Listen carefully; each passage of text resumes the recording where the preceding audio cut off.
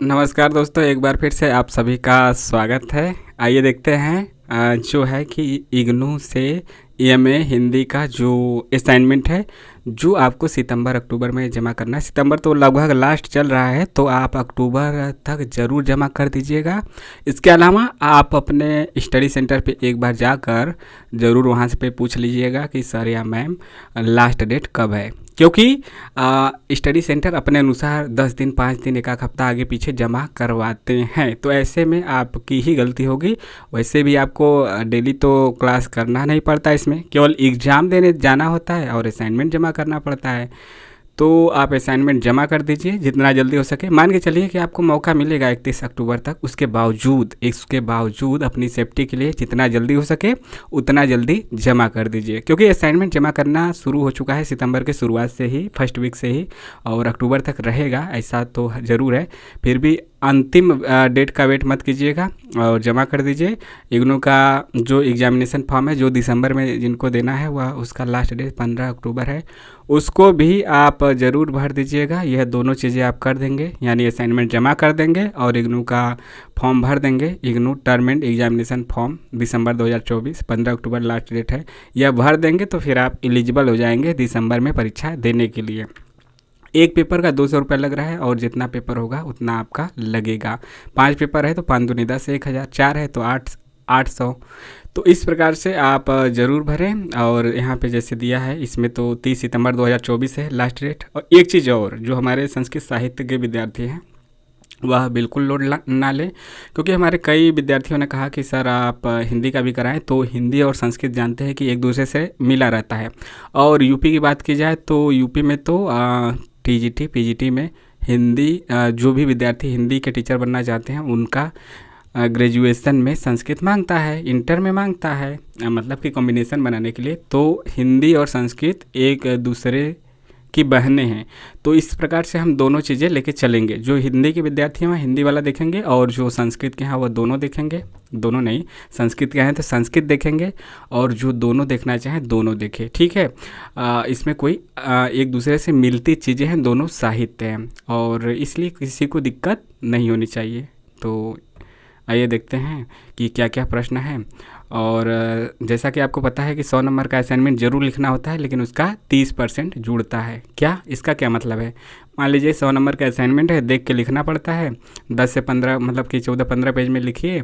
मान लीजिए आप 80 नंबर पाएँ, 80 बहुत ज़्यादा हो गया, 70 पाएँ बहुत ख़राब लिखे। मान लीजिए 70 पाए तो 70 पाएँ तो 70, 70 पाएँ तो 70 100 में यदि 70 पा गए तो उसका 30% जुड़ेगा, तब कितना हो जाएगा? 7 त्रिक 21, 21 नंबर। 30 में कितना पाएँ? 21। जैसे कि 100 में यदि 70, या 100 में ही आपकी कापी चेक होगी, 100 में आपने 70 पाया तो वह 30 नंबर जुड़ता है, 30% जुड़ता है। तो वह कापी यदि 30 में लेके आएंगे तो कितना आपका हो जाएगा? 21। बस उसी का 70% कर दीजिएगा, सॉरी, जितना भी आप पाएंगे उसका 30% निकाल लीजिएगा। 30% मतलब 30/100, 18 नंबर। यदि 70 पाए तो 70 गुणे 30/100, 21 हो गया।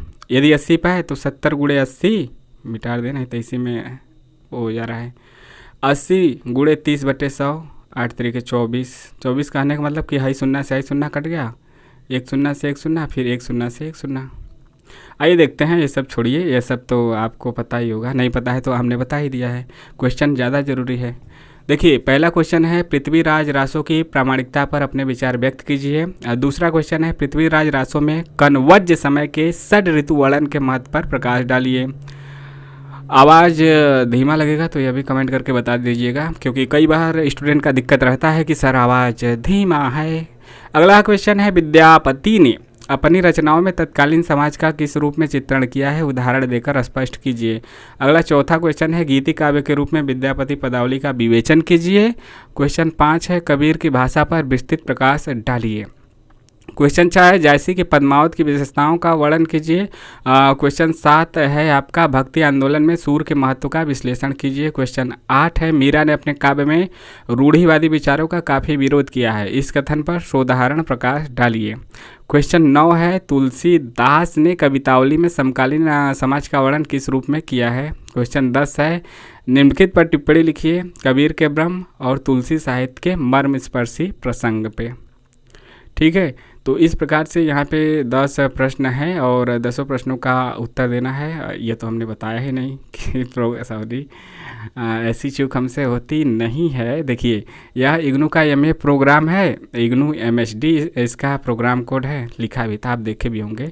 एमएचडी 1 है, क्या है, एमएचडी 1 है और इसका जो शीर्षक है हिंदी काव्य है, एमएचडी 1, ठीक है। और यह तो जुलाई वालों के लिए भी था और यह जनवरी 2024 में एडमिशन लेने वालों दोनों के लिए था। ये जो सत्र लिखता है, मतलब ये एडमिशन सत्र लिखता है कि इसमें जिसका एडमिशन है वह उसके लिए यह असाइनमेंट है। हिंदी काव्य 1, आदि काव्य, भक्ति काव्य और रीति काव्य, यह सत्रीय कार्य आपका है।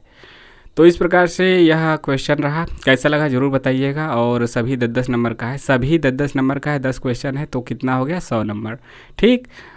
इसको MSD 1 का यह असाइनमेंट आपको कैसा लगा कमेंट के माध्यम से ज़रूर बताइए। मिलते हैं नेक्स्ट वीडियो में। लेकिन क्या, चैनल को सब्सक्राइब करना ना भूलें और लाइक शेयर भी करते रहिए। जय हिंद, जय भारत।